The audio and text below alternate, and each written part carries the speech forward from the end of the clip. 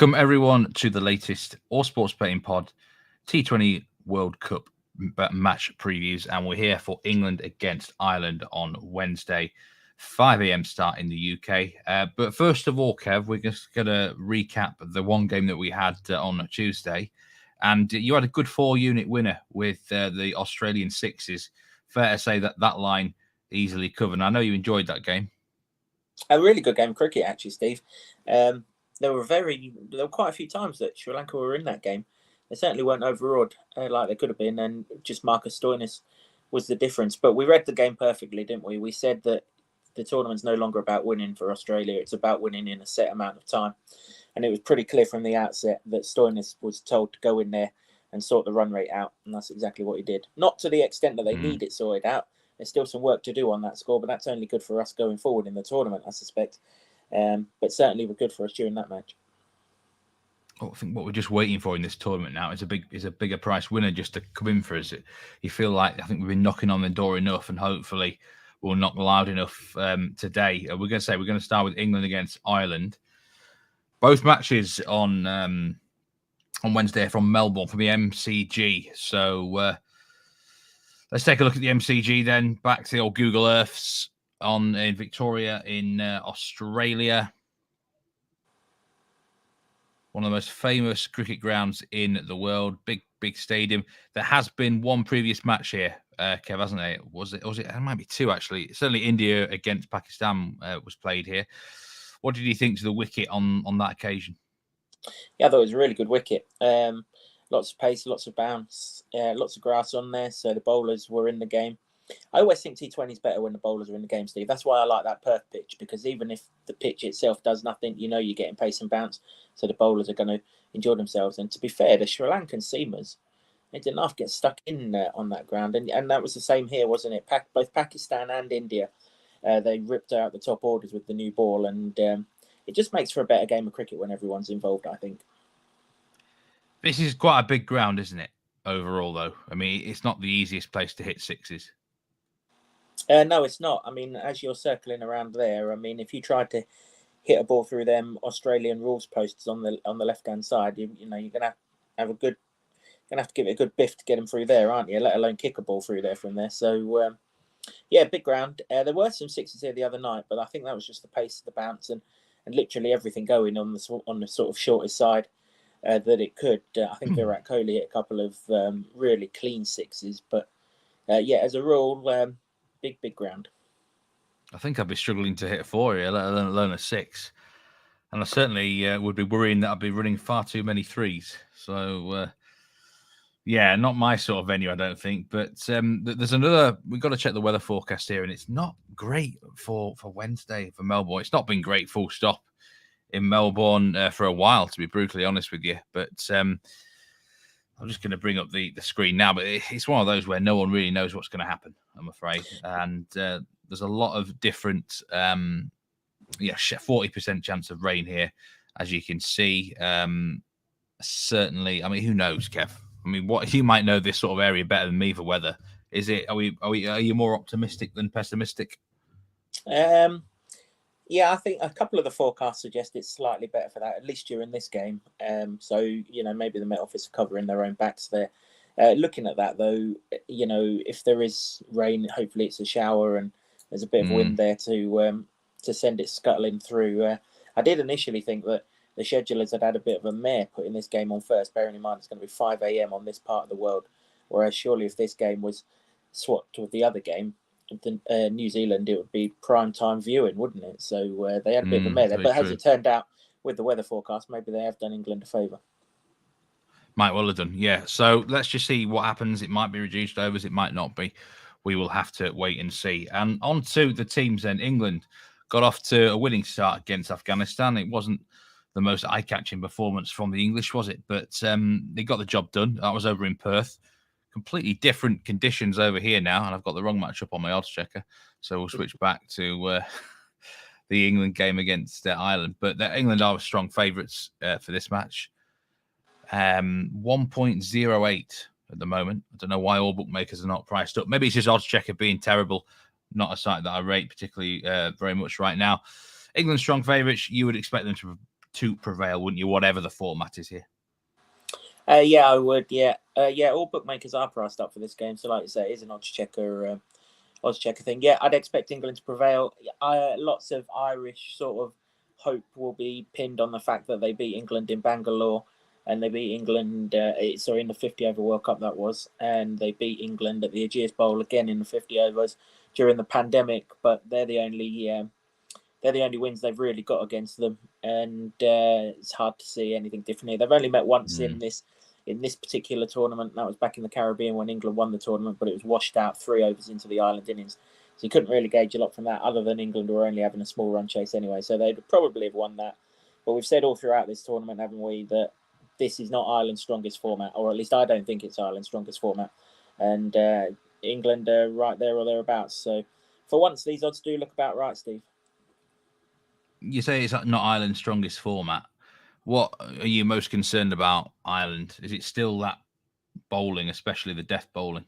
Yeah, absolutely. Yeah, I hate a side who can only win a game in one facet. And, we saw it against Sri Lanka, didn't we? If Ireland bat first, the chances are they're going to lose unless they run up an absolute monster score. But the pressure that the batsmen are under to run up that monster score means that 9 times out of 10, they're going to fall flat on their face, which is exactly what they did against Sri Lanka. Why they chose to bat in that game is absolutely beyond me. It wasn't even like it was the clearest day. There was rain forecast, so they should even have bowled just on that anyway. It makes no sense to me, but that bowling isn't going to improve. You've only got 15 men out here. You can't suddenly pull in all sorts of, sort of random players. So they are what they are. They're a poor side with the ball, with the exception of Josh Little, who's got a perfect platform to do some damage here. Not just with the fact that this is a high-profile game, but conditions should really suit him. But the rest of them, well, I wouldn't want to be bowling to Josh Buttler or Alex Hales if I was them. No, you wouldn't. Let's get on to some match bets then. You've got 2 bets for the game, 1 main pick here, 3 unit selection in the player performance market on Ben Stokes, another 3D cricketer. We talk about that all the time. 33.5 performance line over here for him to cover.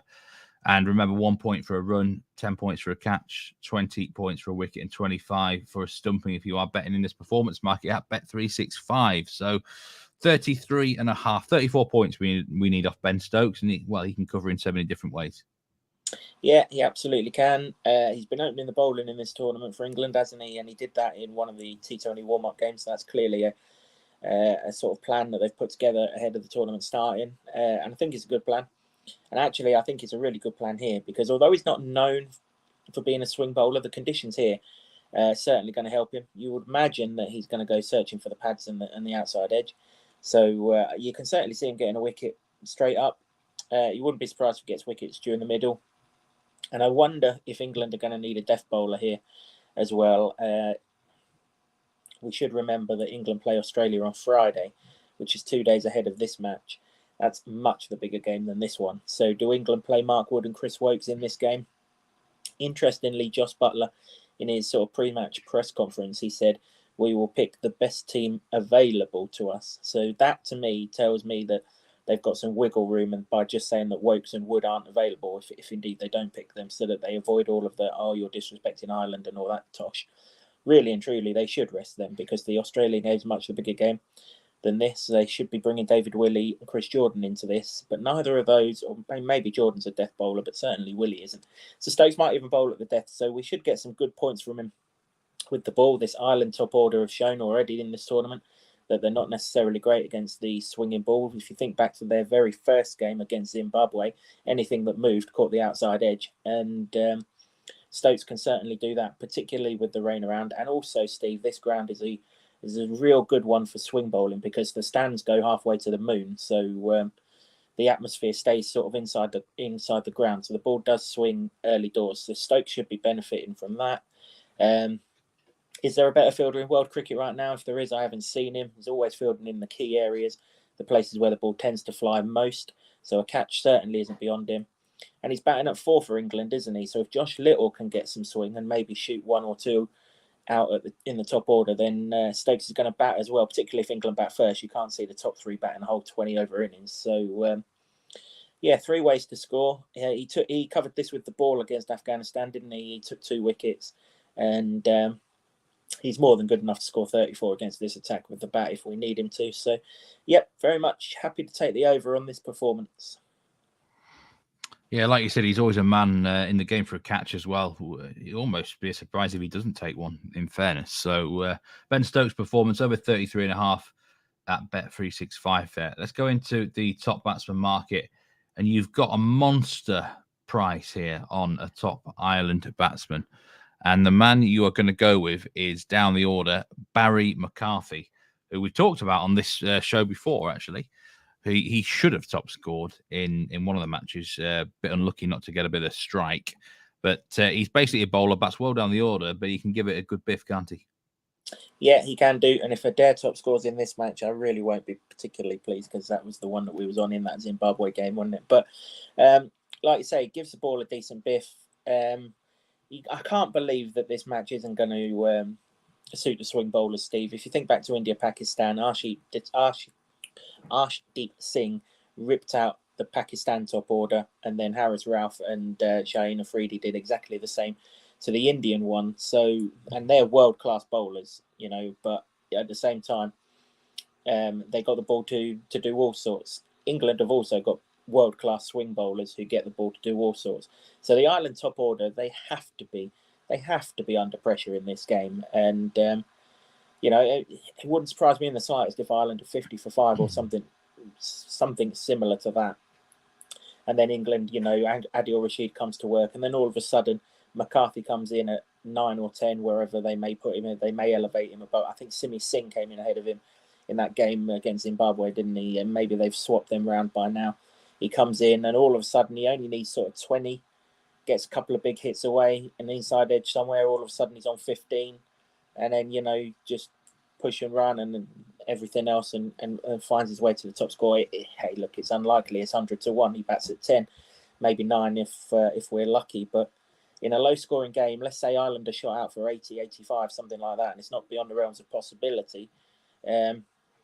Someone down the order might be able to have a bit of fun. One thing's for sure is if he comes in with enough balls left, then Ireland have made a right pig's ear of it. So we're going to be in the game. And if he doesn't bat, well, we've burnt a unit on a live 100 to 1 shot, albeit as 100 to 1 shot is a genuine long shot.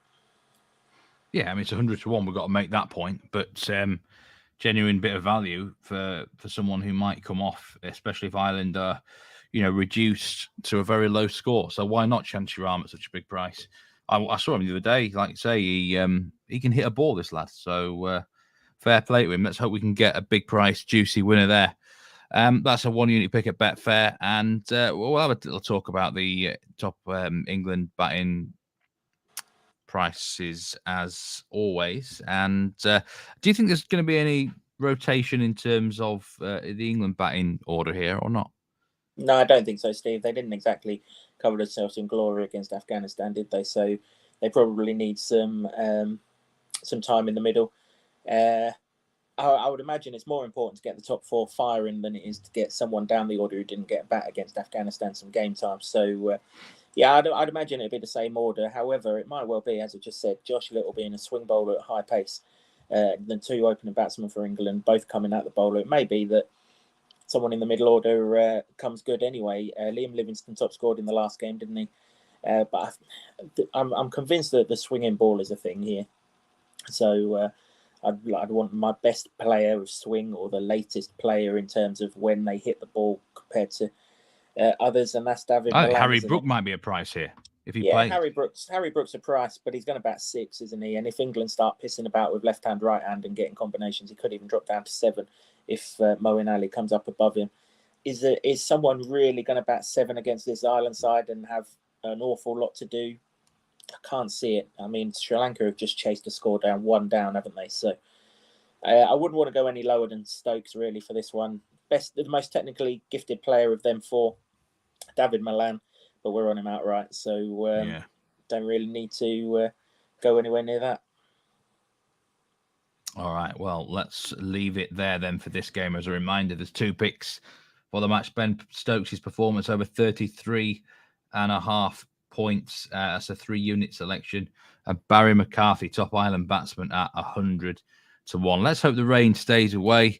But we're certainly expecting England to dominate proceedings here. So if you're betting in running, then do obviously factor that into account. But hopefully we can get the big dog here. But it's still a very solid game for us if we just get the Stokes performance in, Kev. Yeah, let's hope there's plenty of thunder, Steve, but it's all off the middle of Barry McCarthy's bat. Absolutely, indeed. Thank you very much for watching. Do hit that like button on the YouTube if you are watching on that format. We'll be back very soon to preview the second game on Wednesday, New Zealand against Afghanistan. Take care, y'all, and we'll see you very soon.